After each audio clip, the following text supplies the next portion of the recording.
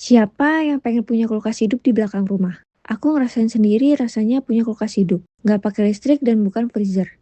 Tapi kebun kecil yang bisa dipanen kapan aja. Butuh sayur? Tinggal keluar sebentar. Petik yang lagi segar-segarnya.